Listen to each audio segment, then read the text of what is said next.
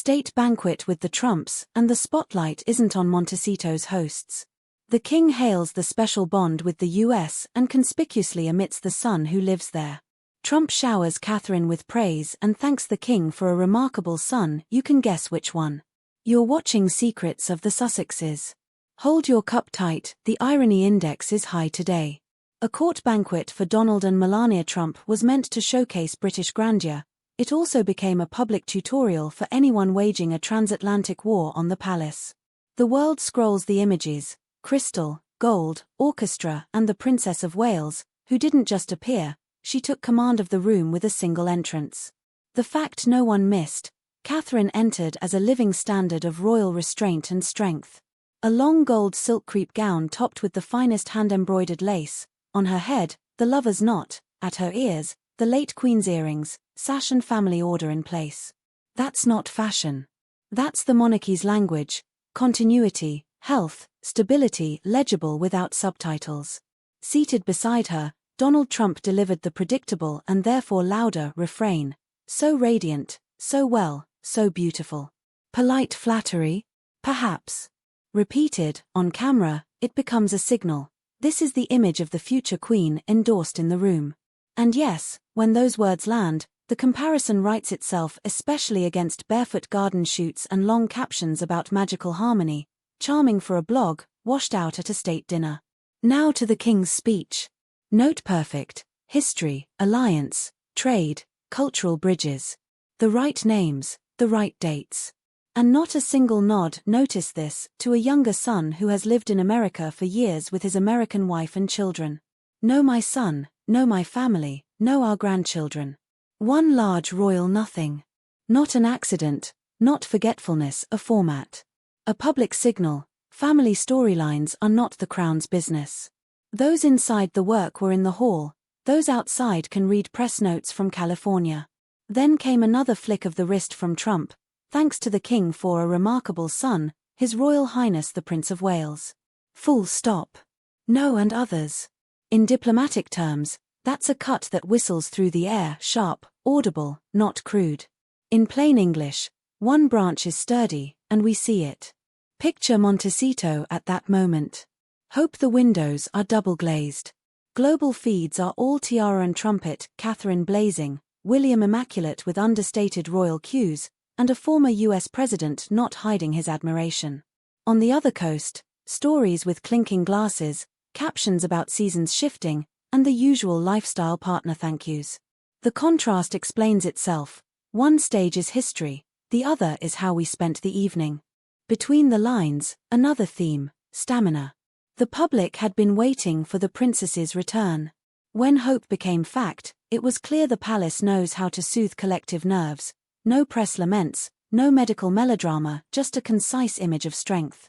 Firm stride, clear gaze, luminous color, and the discourse flipped from "is she okay?" to "what a queen." How does that puncture the California line of "we're misunderstood, undervalued"?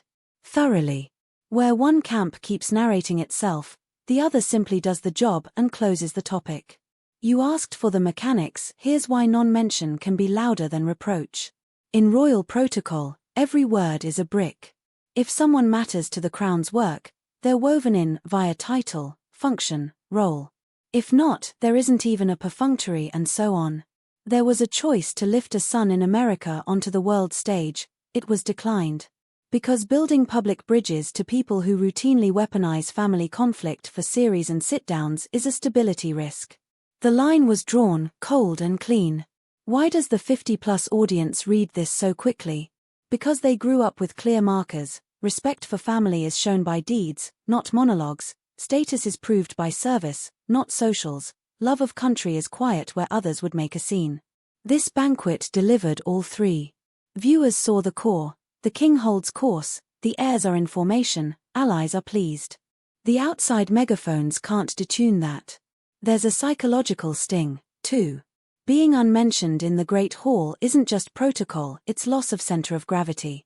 No return image, no role to be defined, not even a courtesy. Our thoughts are with those afar. It's like the silence of a phone that used to explode with calls unfamiliar and painful.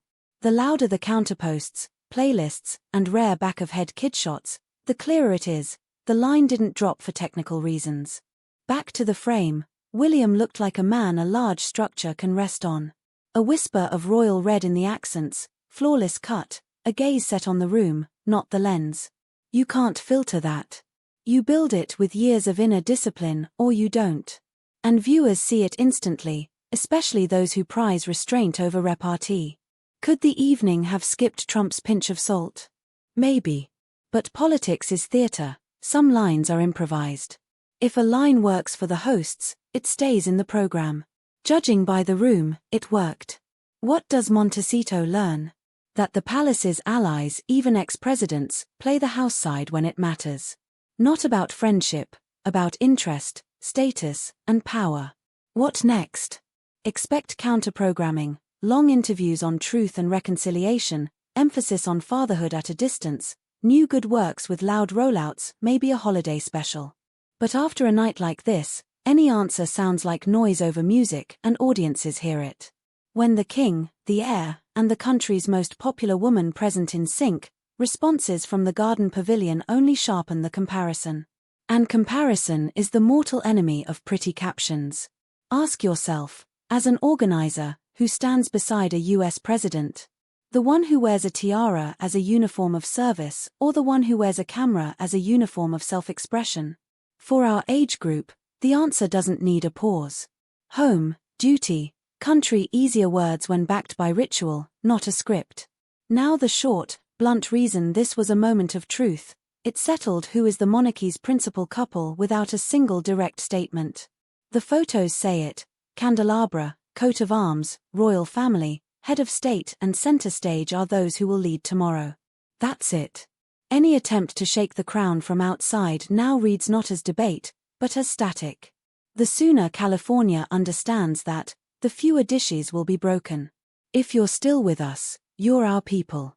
Drop a line in the comments. Which signal hit hardest, Catherine's sheen, Trump's words, the king's silence, or the sum of it all? Your feedback is our ballroom orchestra.